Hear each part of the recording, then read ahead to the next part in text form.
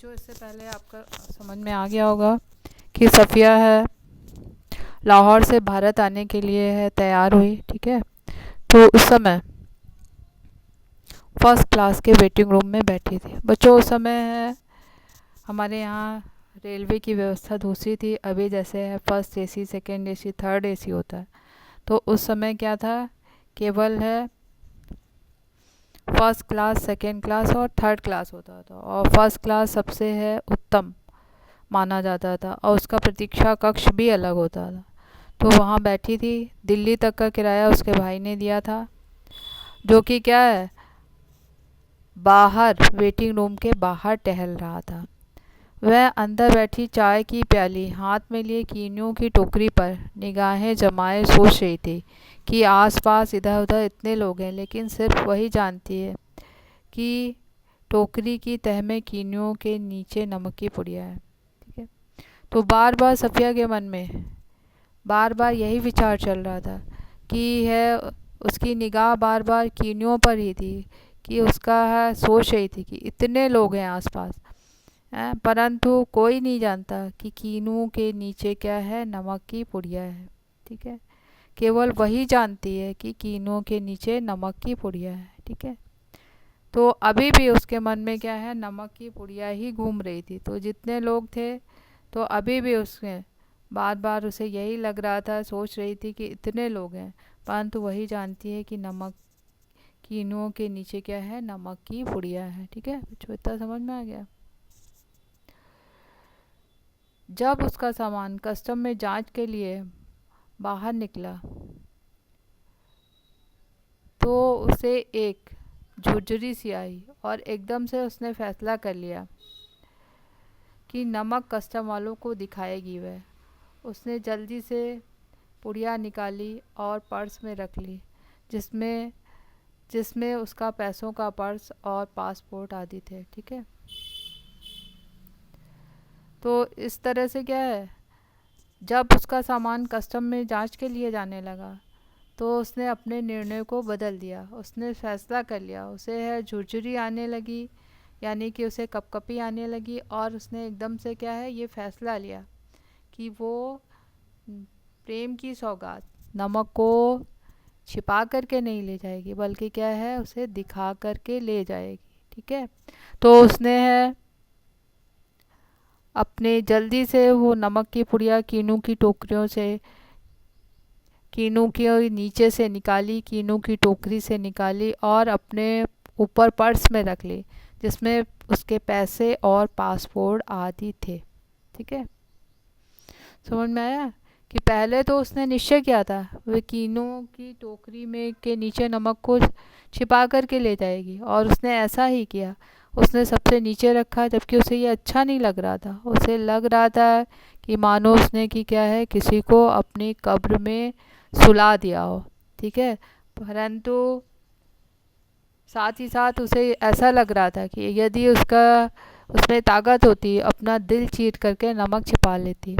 परंतु जब वो प्लेटफॉर्म में पहुंची, तो उसकी निगाह हमेशा कीनू की टोकरी में थी, और उसे लगने लगा कि आसपास इतने लोग हैं, परंतु कोई नहीं जानता कीनू के नीचे नमक है।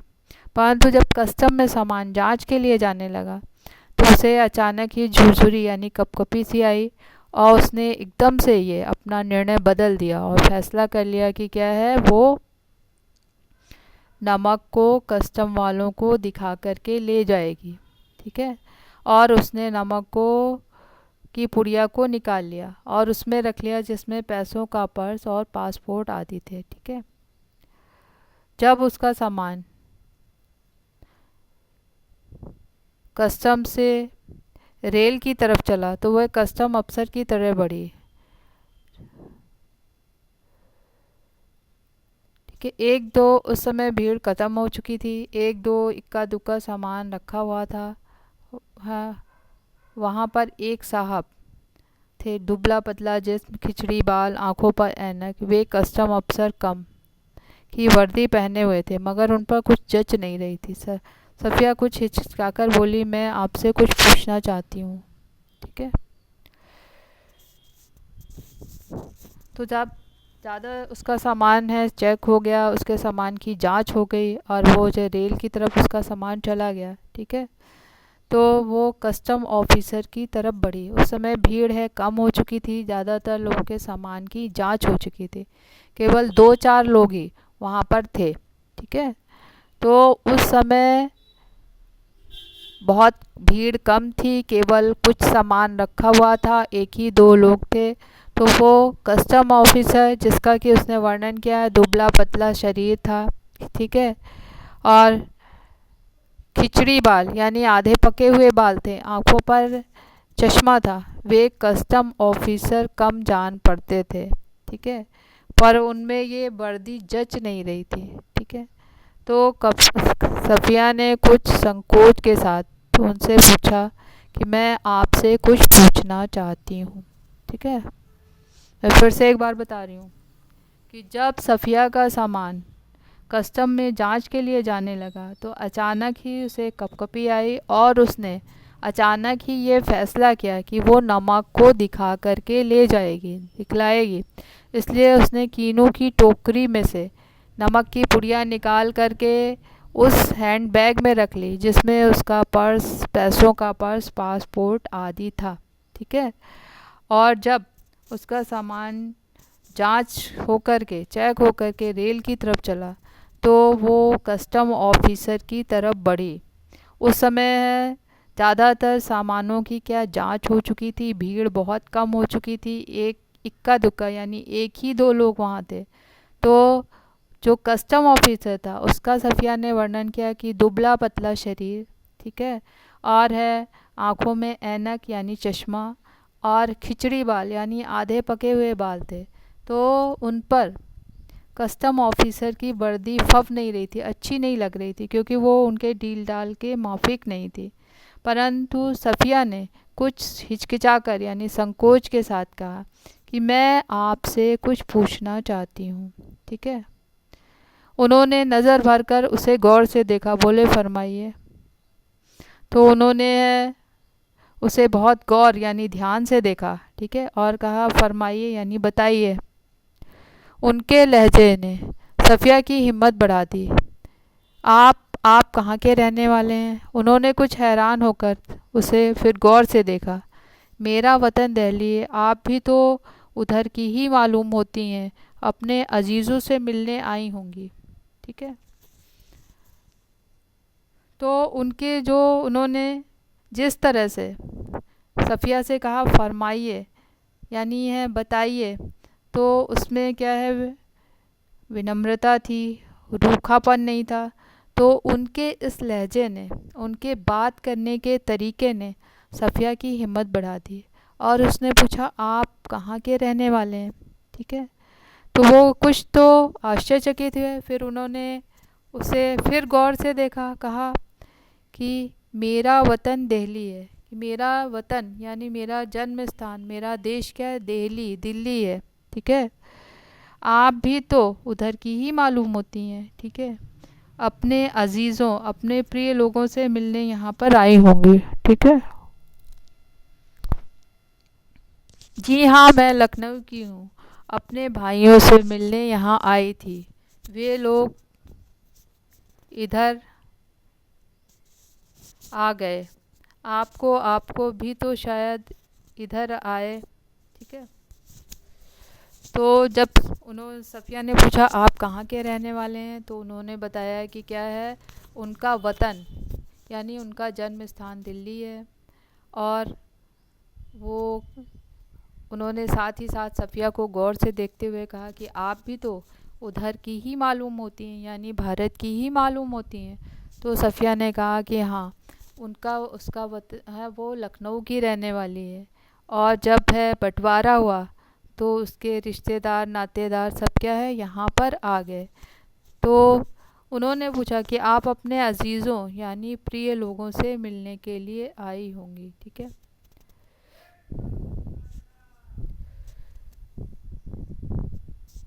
तो साथ ही साथ सफिया ने ये भी पूछा आपको तो शायद इधर आए हुए, यानी कि आप इधर कब आए थे, ठीक है।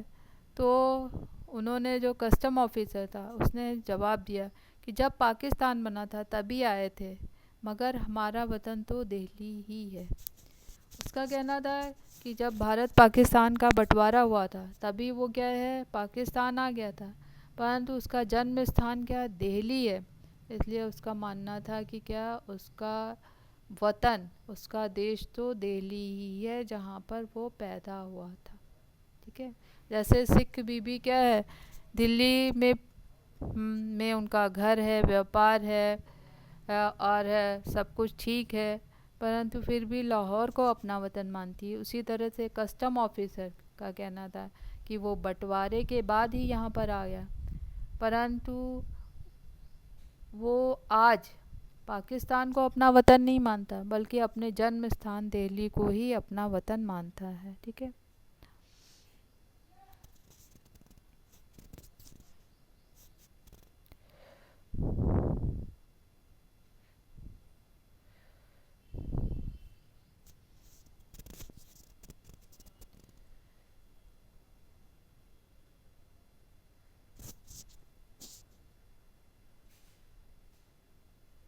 सफ़िया ने हैंडबैग मेज पर रख दिया और नमक की पुड़िया निकाल कर उनके सामने रख दी, और फिर आहिस्ता आहिस्ता रुक रुक करके सब कुछ बता दिया। ठीक है। तो जब उन्होंने कहा कि उनका वतन दिल्ली है, तब सफ़िया ने क्या है, अपने हैंडबैग से वो मेज पर रखा और उसमें जो वो उपहार स्वरूप नमक की पुड़िया सिख बीबी के लिए ले जा रही थी, उसने है पुड़िया निकाली और उनके सामने रख दी। ठीक है। उन्होंने पुड़िया, और धीरे धीरे उसने सब कुछ बता दिया कि किस तरह से है वो प्रेम की सौगात है और सिख बीबी ने क्या है उसे मंगाया है। ठीक है। तो उन्होंने पुड़िया को धीरे धीरे अपनी तरफ सरकाना शुरू किया। जब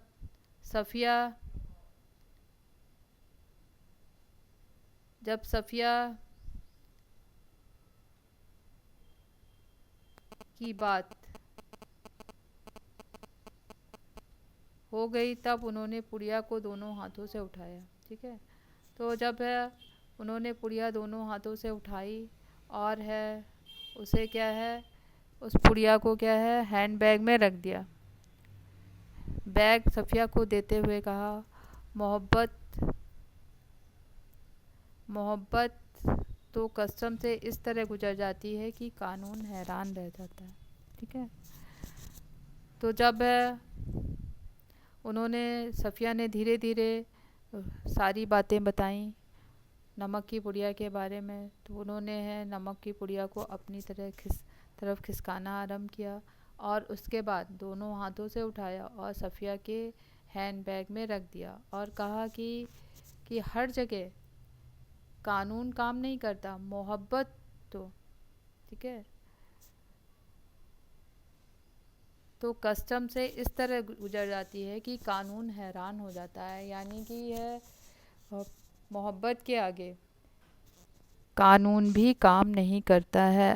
ठीक है। समझ में आया? फिर से मैं बता रही हूँ कि जब सफ़िया का सामान जांच के लिए चला गया तो कस्टम ऑफिसर के पास वो पहुंची, जिसका सफ़िया ने वर्णन किया है कि वो दुबले पतले शरीर वाले थे। ठीक है। और उनके खिचड़ी बाल यानी आधे पके बाल थे, आँखों में चश्मा था और उन पर वर्दी जच नहीं रही थी। उसने संकोच के साथ उनसे कहा कि मैं आपसे कुछ पूछना चाहती हूँ। तो उन्होंने बहुत विनम्र लहजे से कहा, फरमाइए। तो उनकी इस बात से सफ़िया की हिम्मत बढ़ गई। तो उसने पूछा, आप कहाँ के रहने वाले हैं? तो सफ़िया ने कहा कि क्या है वो, तो उन्होंने कहा कि वो दिल्ली के रहने वाले हैं, उनका वतन तो क्या है दिल्ली है जी, और आप भी तो उधर की ही मालूम होती हैं। तो सफ़िया ने कहा, और अजीज़ों यानी अपने प्रिय लोगों से मिलने के लिए आई होंगी। तो सफ़िया ने कहा हाँ, वो लखनऊ की रहने वाली है और बंटवारे के बाद उसका परिवार इधर आ गया। ठीक है। और वो अपने भाइयों से मिलने के लिए आई है। तो उन्होंने नमक की, फिर सफ़िया ने अपनी धीरे धीरे नमक की पुड़िया उनके सामने रख दी और धीरे धीरे उन्हें बताना आरंभ किया कि किस तरह से सिख बीबी ने उन्हें नमक सौगात के रूप में मंगाई है। तो उन्होंने पुड़िया को धीरे धीरे अपनी तरफ खिसकाना शुरू किया, फिर दोनों हाथों से उठाया और सफ़िया के हैंडबैग में रख दिया और एक वाक्य कहा कि मोहब्बत तो कस्टम से इस तरह गुजर जाती है कि कानून हैरान रह जाता है। यानी कि कानून आश्चर्यचकित रह जाता है और कस्टम वाले भी मोहब्बत के आगे कुछ नहीं कर पाते और मोहब्बत क्या है, कस्टम को पार करके चली जाती है। ठीक है।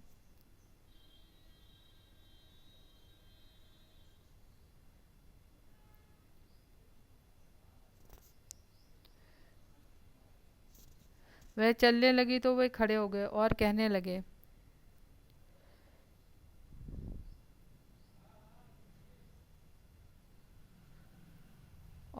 लगे जामा मस्जिद की सीढ़ियों को मेरा सलाम कीजिएगा। उन खातून को नमक देते वक्त कहिएगा